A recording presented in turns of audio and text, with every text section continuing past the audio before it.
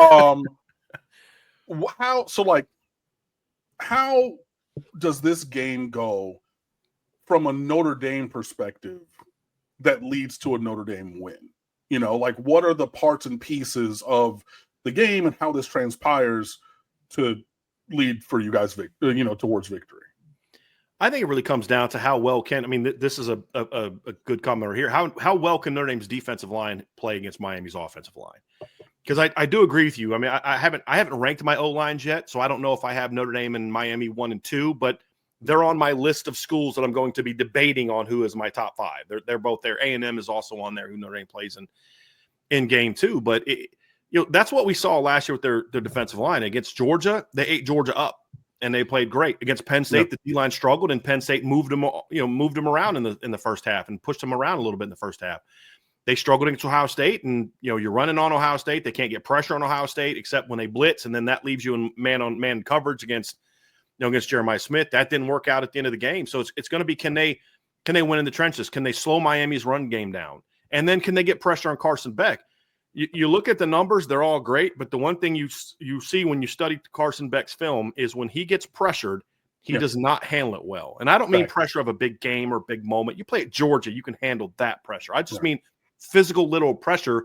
I think his internal clock speeds up too much, and that's where he starts making mistakes, and that's what led to him turning the ball over a lot more last year, getting sacked more last year. He had some really bad drive-killing sacks last year on top of the sacks, so on top of the turnover. So I think it's going to be that.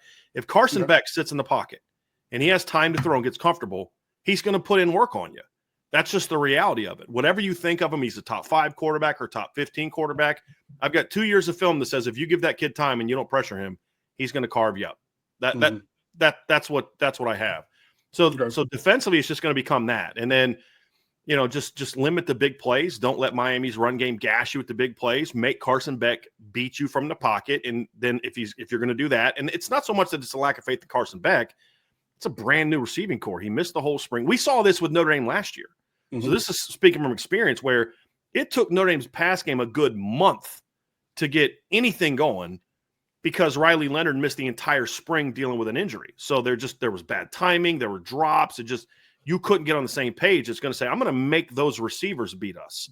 I'm going to make the O-line protect the quarterback well. I know Miami's O-line can run the football.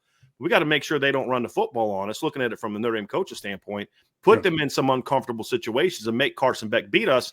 And that's when your defensive line is going to have to get pressure on him. Because that all sounds great until the minute they drop back to throw and you can't get to the quarterback.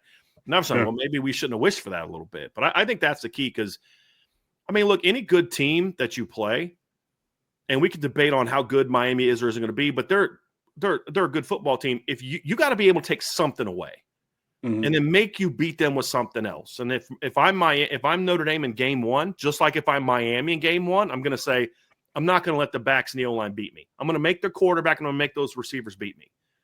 And whichever team is able to do that, I think is going to be able to have the most success at stopping the other team's offense. I largely agree with that.